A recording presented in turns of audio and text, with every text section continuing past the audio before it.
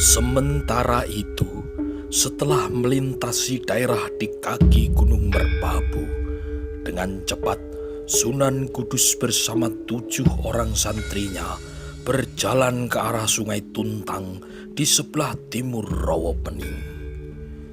Malam itu, rombongan Sunan Kudus bermalam di hutan. Dengan batu titikan dan serabut aren kering, salah seorang santri membuat api. Sedangkan santri yang lain mengeluarkan jagung dan ketela pohon. Dengan berkerudung kain panjang, mereka menikmati ketela dan jagung bakar. Alangkah nikmatnya jagung bakar ini, kata salah seorang santri. Ya, ketela pohon ini kebetulan juga empur. Malam itu, rombongan Sunan Kudus tertidur nyenyak, dan sebelum fajar, mereka terbangun.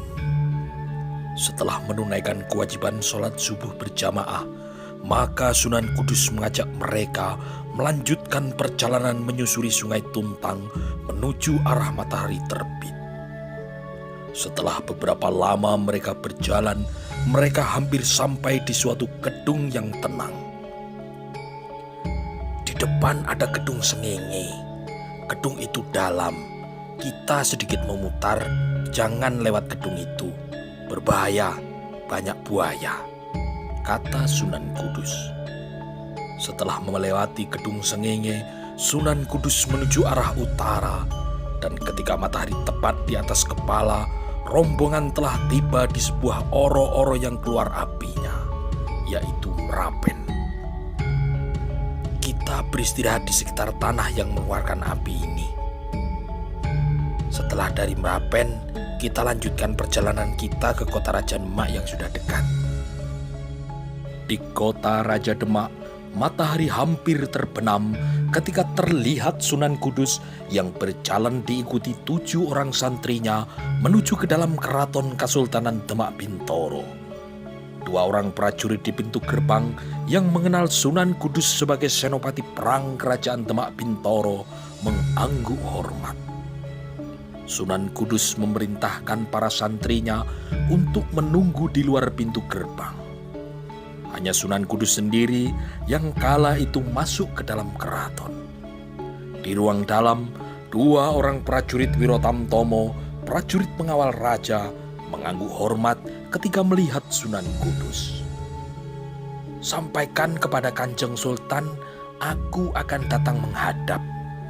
Baik Kanjeng Sunan, kata salah seorang prajurit Wirotamtomo dan langsung berjalan menuju ruang dalam. Tak lama kemudian, prajurit Wirotamtomo keluar dari ruang dalam dan berkata, Kanjeng Sunan dipersilahkan masuk, ditunggu oleh Kanjeng Sultan di ruang dalam. Terima kasih, kata Sunan Kudus yang kemudian berjalan menuju ke ruang dalam. Di dalam ruangan sudah menunggu Kanjeng Sultan Patah. Dan ketika melihat Sunan Kudus masuk ruangan, Sultan Demak pun berdiri dan menyambut. Silahkan duduk Kanjeng Sunan.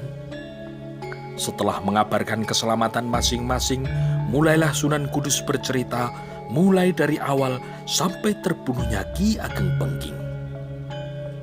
Hanya satu permintaan Ki Ageng, rakyat Pengging jangan disangkut pautkan dengan peristiwa ini Kanjeng Sultan. Baik Kanjeng Sunan, kita anggap persoalan Ki Ageng Pengging sudah selesai.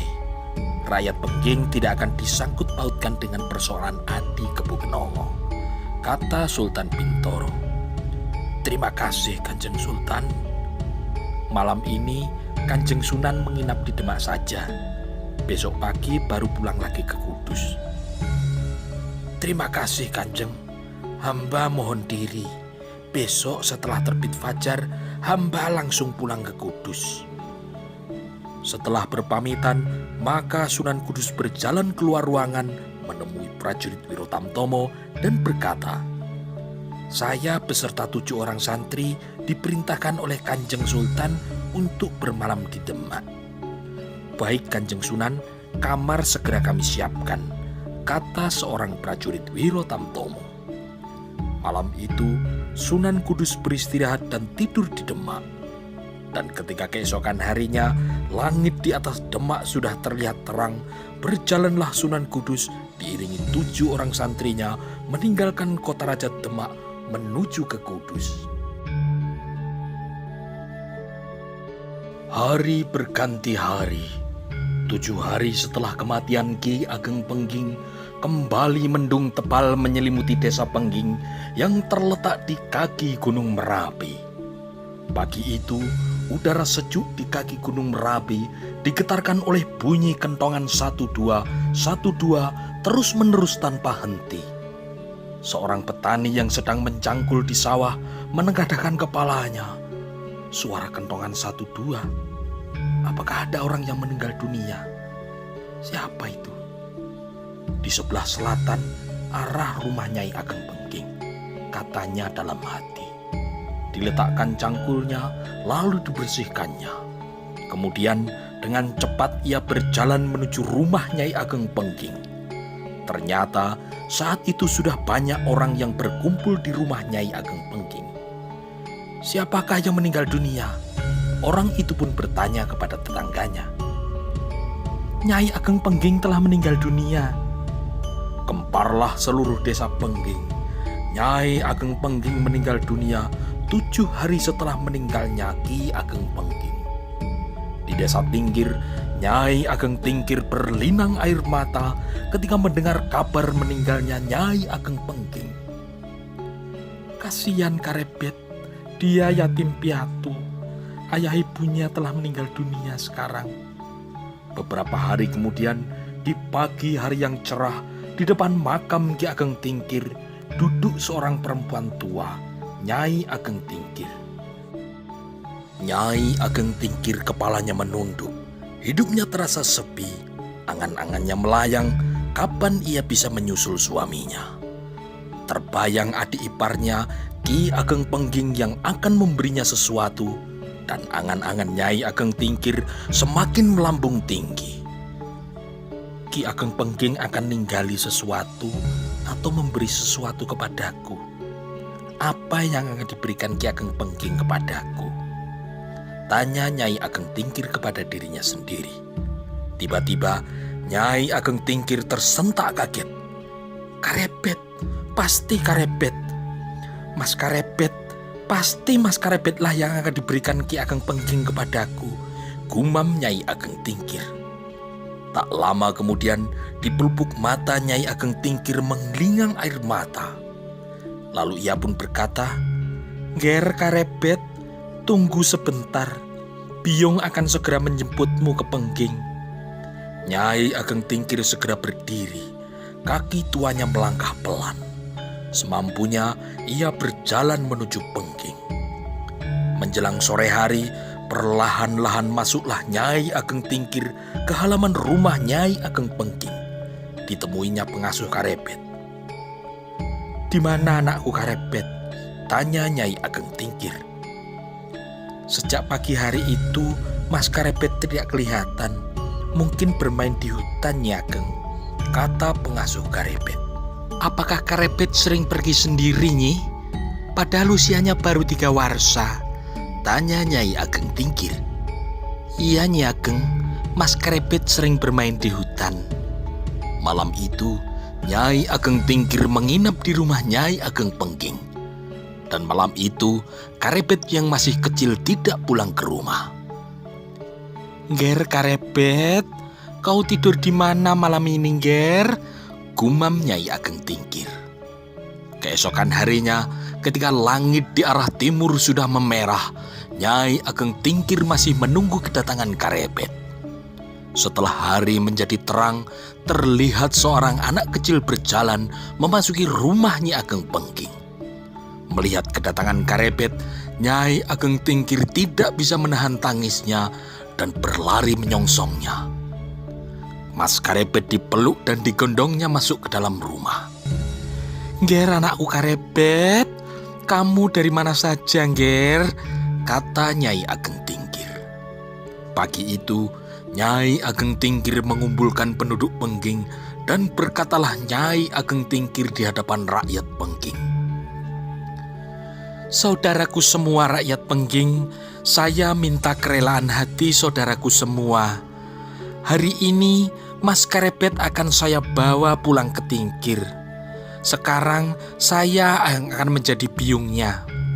Biarlah di sana Karebet menjadi anak saya.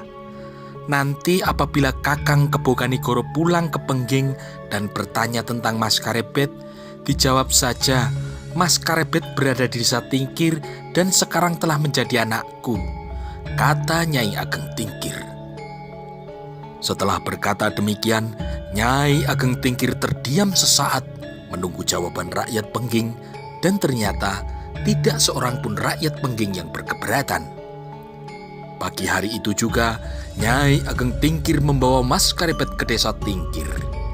Dan mulai saat itu, Nyai Ageng Tingkir telah mempunyai seorang anak angkat, yaitu Mas Karebet. Di desa Tingkir, Karebet mendapat limpahan kasih sayang yang tulus dari Nyai Ageng Tingkir. Matahari masih terlihat terbit di arah timur, tenggelam di arah barat. Begitulah alam terus bergerak secara teratur. Hari berganti hari, sekian belas warsa telah berlalu. Tak terasa, Karebet telah menjadi seorang jejaka taruna, seorang jejaka yang tampan dari Tingkir yang dikenal dengan nama Joko Tingkir. Saat itu pula, Kasultanan Demak masih tetap berdiri tegak di bawah perintah seorang raja, yaitu Sultan Trenggono, putra dari Raden Patah. Pedut ampak-ampak terlihat jelas di puncak Gunung Merbabu ketika seorang pemuda tampan, yaitu Joko Tingkir, menuruni lembah kembali pulang menuju ke desa Tingkir. Sudah 2 purnama, Mas Karebet yang sering dipanggil sebagai Joko Tingkir pergi meninggalkan ibunya untuk belajar ilmu Joyo Kawijayan Guno Kasantikan kepada beberapa orang pinunjul. Di kejauhan, dilihatnya Gunung Merapi yang membara di puncaknya. Beberapa purnama yang telah lalu, Joko Tingkir telah sampai di sana, lalu berjalan menjelajah ke beberapa tempat ke lereng Gunung Lawu, lalu berjalan lurus ke arah selatan menuju Segoro Kidul. Terbayang wajah Nyai Ageng Tingkir yang cemas sedang menanti kedatangannya. Tidak lama, aku pergi hanya 2 condro saja, kata Karebet dalam hati. Masih lebih lama ketika dia berada di Selo. Setelah dari Selo, berjalan ke arah timur, melewati pinggir betuk lumpur, lalu berbelok ke arah utara, berjalan melingkari Gunung Muria, mengunjungi Bandar Jeporo, lalu berjalan menyusuri pantai hingga sampai di daerah Asem Arang. Hanya 2 condro, kata Karebet. 2 condro, waktu yang sama seperti ketika dia pergi ke Gunung Sumbing, lalu berjalan mendaki Gunung Sindoro, diteruskan dengan mendaki Gunung Perahu yang di puncaknya terdapat reruntuhan candi. Kedua kakinya terus melangkah dengan irama yang teratur menuju ke desa Tingkir. Memasuki desa Tingkir, Karebet berjalan cepat menuju rumahnya. Dilihatnya seorang perempuan tua sedang menyapu halaman. Nyai Ageng Tingkir yang sedang menyapu halaman terkejut dan segera melemparkan sapunya ketika dilihatnya Karebet berjalan ke arahnya. Dipeluknya badan Karebet yang tegap. Pelukannya masih seperti ketika dia memeluknya semasa masih anak-anak. "Ger, anakku Karebet, kau pergi terlalu lama. Sudah 6 condro kau tidak pulang. Kau tinggal biungmu sendiri di rumah," kata Nyai Ageng Tingkir. "Boten biung, aku hanya pergi 2 condro," jawab Joko Tingkir. "6 condro, Ger, kau pergi terlalu lama. 6 condro." "Nggih biung, pangapunten." Nyai Ageng melepaskan pelukannya, masih dengan berurai air mata. Dibimbingnya tangan Karebet dengan penuh kasih. "Makanlah dulu, Ger, kau pasti lapar." "Inggih biung." "Ger Karebet, bersihkan dulu tanganmu di belakang," kata Nyai Ageng Tingkir, menyuruh Mas Karebet ke belakang rumah untuk mencuci tangan dan kakinya. Sedangkan dia sendiri sibuk menyiapkan nasi dan sayur serta mengambil kendi yang berisi air minum. "Kasihan anakku Karebet, ia pasti lapar," kata Nyai Ageng Tingkir dalam hati. "Makanlah Ngger Karebet." "Inggih Biung." "Ngger Karebet anakku, sepasar yang lalu uwomu Kakang Kebo Kanigoro datang ke sini mencarimu," kata Nyai Ageng Tingkir. "Siwo Kebo Kanigoro kesini seorang diri, Biung?" "Iya, uwomu kesini sendiri." Sambil mengunyah makanan, pikiran Karebet terus melayang. Uwonya Kebo Kanigoro, kakak dari ayahnya Kebo Kenongo, sudah beberapa kali menemui dirinya di Tingkir. Kebo Kanigoro yang mumpuni dalam ilmu kanuragan sangat memperhatikan perkembangan ilmu Karebet.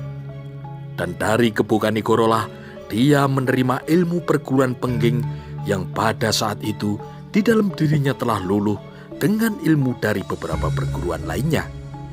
Sambil terus mengunyah makanan, angan-angannya terus melayang, mengembara tinggi di awan. Terbayang kembali ketika setahun yang lalu dirinya berjalan sendiri dari daerah Asem Arang menuju ke arah matahari terbenam. Dari bandar berkota, Karebet membawa sebuah bungkusan kecil berisi selembar 2 lembar pakaian dan beberapa makanan. Berjalan ke arah barat, menerobos semak dan perdu, berenang menyeberangi 2 sungai besar, dan sampailah dia di hutan yang lebat, yaitu Alas Roban. Matahari yang berada di atas kepala tidak mampu menerobos lebatnya hutan. Dan Karebet pun kembali berjalan semakin ke tengah hutan yang rapat dengan pepohonan yang tinggi. Alas Roban yang penuh dengan pohon-pohon besar seperti bayang-bayang hantu yang tangannya siap menerkam. Tetapi yang akan diterkamnya adalah Karebet, ayam jantan dari Pengging, seorang pemberani keturunan Raja Majapahit, cucu buyut Raja Majapahit Prabu Brawijaya Pamungkas. Karebet berjalan terus, dan ketika dilihatnya di dekat sebuah pohon munggur, ada sebatang pohon yang roboh melintang di tengah jalan. Maka Karebet berniat beristirahat duduk di situ. Perutnya yang memang sudah terasa lapar minta segera diisi. Kemudian diambilnya dari dalam bungkusan yang dibawanya sebuah ketela rebus. Ketela ini manis sekali. Ketika Karebet sedang makan, didengarnya ada suara berisik yang lemah, dan dengan panggraitonya yang tajam, dia bisa merasakan ada beberapa pasang mata yang sedang mengawasinya. Karebet segera berdiri, bersiaga penuh, siap menghadapi segala kemungkinan. "Silahkan Kisanak keluar, jangan sembunyi di balik pohon," kata Karebet. Tak lama kemudian, muncullah 4 orang berwajah garang dengan membawa senjata tajam. Mereka kemudian mengepung Mas Karebet. "Oh, begal Alas Roban. Bondo Ponyowo," gertak perampok yang berjambang lebat. "Kisanak, saya bukan orang kaya, tidak punya harta apapun. Saya hanya lewat saja, dan saya harap Kisanak tidak akan mengganggu saya," kata Mas Karebet. "Serahkan bungkusan yang kau bawa," kata perampok yang bertumbuh tinggi kurus. "Bungkusan ini hanya berisi selembar kain dan sedikit makanan. Tidak ada barang berharga apapun di dalam bungkusan ini," jawab Mas Karebet. "Serahkan bungkusan itu atau kau memilih mati di sini." Berhadapan dengan gerombolan begal Alas Roban, Karebet merasa tidak ada jalan lain selain bertempur. "Ambillah kalau Kisanak mampu." Terdengar suitan nyaring dari pemimpinnya, dan keempat begal Alas Roban tersebut segera menyerang Karebet. Dengan tangkasnya, Karebet menghindari ayunan golok perampok yang bertubuh tegap dan gagah itu. Tetapi belum juga kakinya berdiri mapan, pedang pendek perampok bertubuh tinggi mendesir di samping telinganya. Setelah itu, disusul tusukan pedang yang hampir bersamaan dari 2 perampok lainnya. Tubuh Karebet bergerak cepat, serangan lawannya dapat dihindari, bahkan ujung jarinya bergerak cepat akan menyentuh leher pemimpin perampok itu. tapi terpaksa ditarik kembali karena datang serangan tebasan pedang pendek dari perampok lainnya. Karebet melompat ke belakang, tapi begal alas roban tidak melepaskannya. Keempat perampok itu bergantian menyerang Mas Karebet. Sebuah pedang terjulur ke arah lambung, memaksa Mas Karebet menghindar dengan menggeliat ke samping. Disusul datang serangan tendangan kaki dari pemimpin begal. Tidak ada jalan lain selain Mas Karebet menangkis dengan sikunya. Sesaat kemudian terjadi benturan keras. Siku Karebet menangkis tendangan kaki pemimpin perampok itu dan akibatnya membuat pemimpin perampok itu terkejut. Siku Karebet bergetar, tapi kaki pemimpin perampok itu terpental, terlempar ke belakang. Terlihat dia berguling sekali-kali, lalu dengan susah payah dia berusaha berdiri. Beberapa saat telah berlalu, perkelahian masih berlangsung cepat. Pemimpin gerombolan begal alas roban menjadi heran. Sudah sekian lama mereka mengeroyok seorang pemuda itu, tapi belum bisa mengalahkannya. Jangankan mengalahkan lawannya yang masih muda, menyentuh tubuhnya pun mereka tidak mampu. Dengan sepenuh tenaga, pemimpin perampok mengayunkan goloknya. Tetapi alangkah terkejutnya ketika telapak tangannya menjadi sakit, ketika goloknya seakan-akan membentur sebuah perisai yang tidak terlihat. Hanya berjarak sekilan dari tubuh pemuda perkasa itu. Setelah dilihatnya berulang kali, ternyata semua senjata perampok itu tak satu pun ada yang mampu menyentuh tubuh pemuda itu. Semuanya membentur tameng yang tidak terlihat, yang hanya berjarak sekilan dari tubuhnya. Anak ini memiliki sebuah ilmu kebal yang luar biasa. Ilmu apa ini? Tanya perampok itu dalam hatinya. Ternyata bukan hanya gerombolan begal alas roban saja yang terkejut melihat benturan senjata dengan perisai yang tidak kasat mata di tubuh Mas Karebet yang hanya berjarak sekilan.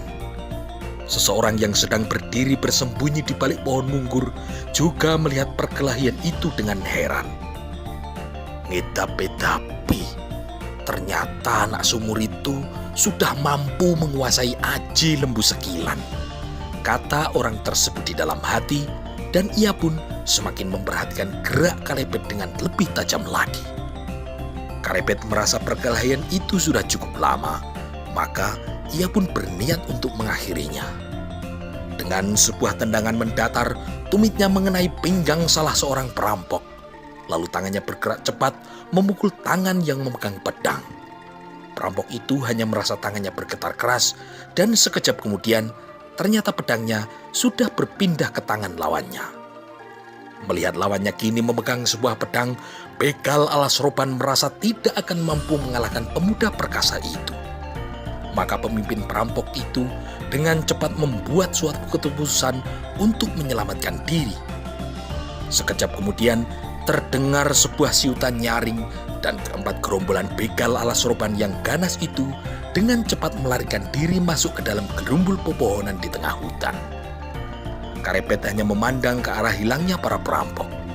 Dan sekarang di tangannya tergenggam sebuah pedang milik salah seorang begal alas roban. Namun sesaat kemudian, Karebet terkejut bukan buatan. Ketika ia mendengar suara orang batuk disertai dengan suara gemerisik di balik pohon munggur. Ternyata seseorang yang bersembunyi di balik pohon munggur itu tidak diketahuinya. Dan suara nafasnya pun tidak dapat ditangkap oleh lantipnya panggerai Thomas Karebet. Pasti dia orang pinunjul, seseorang yang mumpuni dalam olah kanuragan, batin Mas Karebet. Karebet tidak sempat berpikir siapa orang yang telah bersembunyi di balik pohon itu. Yang dapat dilakukannya saat itu adalah mengeterapkan aji lembu sekilan sejauh kemampuannya. Karebet bergerak memutar tubuhnya menghadap ke arah pohon munggur itu dan bersiaga sepenuhnya menghadapi orang yang bersembunyi di balik pohon itu. Sekejap kemudian, Karebet terlihat berdiri kokoh di atas kedua kakinya yang renggang. Jari tangannya dengan kuat menggenggam pedang rampasan, mengeterapkan aji lembu sekilan yang telah manjing dalam dirinya. dalam tingkat kemampuannya yang paling tinggi, dan ia pun telah bersiap sepenuhnya menghadapi serangan orang yang bersembunyi di balik pohon mungu.